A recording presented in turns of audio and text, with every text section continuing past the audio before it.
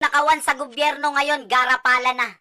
Kung yung kay Janet Napoles 10 billion, ngayon trilyon na. Nung unang pagputok ni Napoles, gulat na gulat yung bansa. Pero ngayon, sa tindi ng nakawan si Janet Napoles, naging amateur na. Biruin nyo yung dating big time, naging small time na. Hindi lang pala cellphone yung nag-upgrade, pati nakawan sa gobyerno, upgraded na. Bakit ba utang kayo ng utang, wala namang project? Wala namang pandemic, pero ang lalaki ng budget. Niloloko nyo yung mga tao tapos puro ghost project. Yung pangungutang sa World Bank, ginawa nyo ng racket. Isipin nyo umutang tayo sa World Bank tapos ninakaw nila. Nag-travel sila, nag-enjoy sila, umutang na, ninakaw pa, sangka pa. Ano na pala ng taong bayan? Baha.